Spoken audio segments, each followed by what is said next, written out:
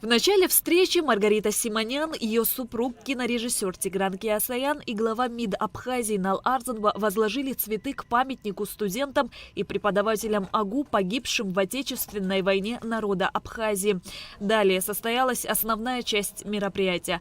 Абхазские студенты встретили Маргариту Симонян аплодисментами. В свою очередь она поблагодарила за внимание на абхазском языке. В своей речи Маргарита Симонян подчеркнула, что любит приезжать в Абхазию и старается посещать республику минимум 2 раза в год. Она объяснила это тем, что считает Абхазию самой красивой страной из всех, что видела, не считая ее родной России. И плюс это во многом мои родные края, потому что мои предки отсюда. И я еще успела в детстве бывать дома у своей прабабушки, которая всю жизнь прожила в Пицунде, собирать лавровишню, собирать мушмулу, а потом уже ближе к зиме ваши знаменитые мандарины, которые тоже у нее росли, хурму, фейхуа, это все воспоминания моего детства. Маргарита Симонян рассказала, что в 2001 году в качестве репортера освещала события в Кадорском ущелье, когда на территорию Абхазии вошли подразделения чеченских боевиков во главе с Русланом Гилаевым вместе с грузинскими военными. Хотя даже гилаевцы,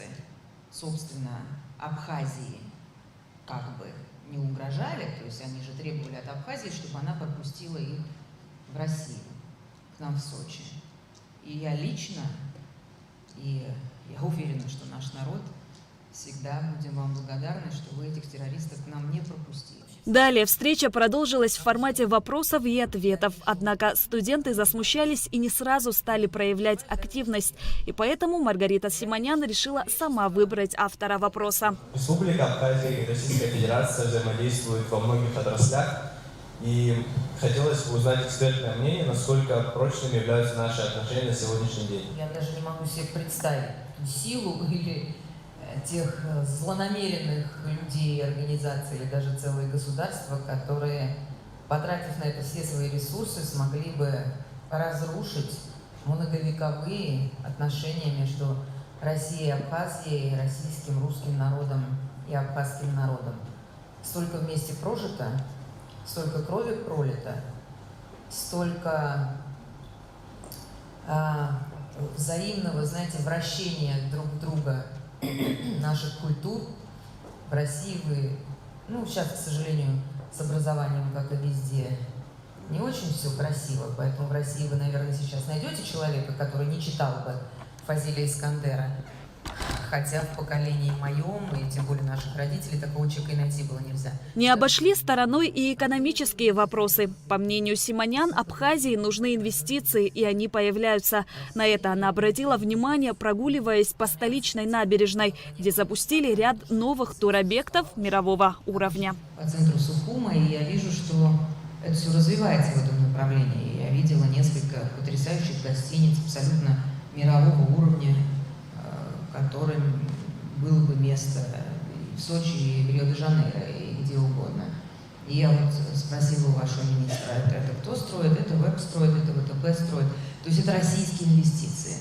Значит, российским инвестициям здесь не страшно, они чувствуют поддержку, иначе инвестиции не приходят, когда они понимают, что завтра кто-то передумает и тебя отсюда выгонит, но кто же будет тратить деньги.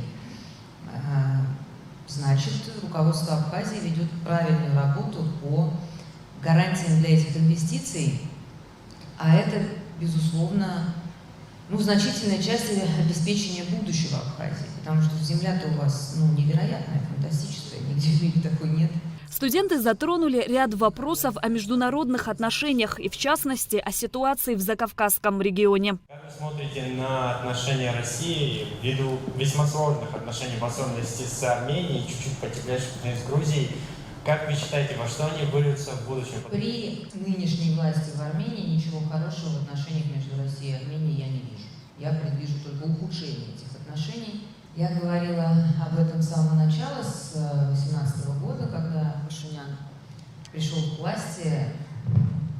Я же сама армянка, как вы знаете, и мне было совершенно очевидно, что он приходит к власти, будучи ведомым теми силами, американцами в первую очередь, которые стремятся оторвать Армению от России и создать на Кавказе очередную антироссию, которую они столько лет создавали на Западе, я имею в виду на Западе от России.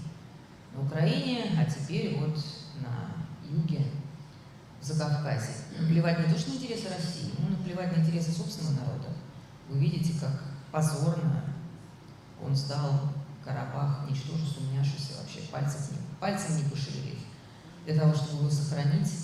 С Россией отношения у Пашиняна будут только ухудшаться. Если Пашинян будет продолжать при этом оставаться лидером Армении, значит, они будут ухудшаться у Армении как государства. Темой для обсуждения также стала Грузия, с которой Россия разорвала связи еще с 2008 года, когда Грузия напала на Южную Осетию.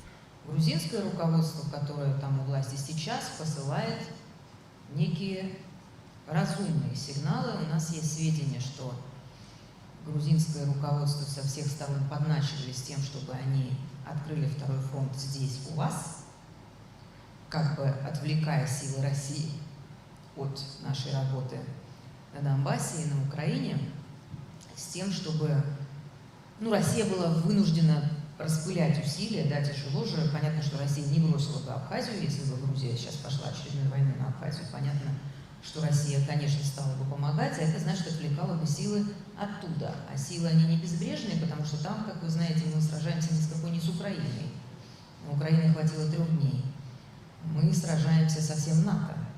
А НАТО — это все-таки мощнейшая армия в мире, что уж тут говорить. Так вот, грузинское руководство этого не сделало.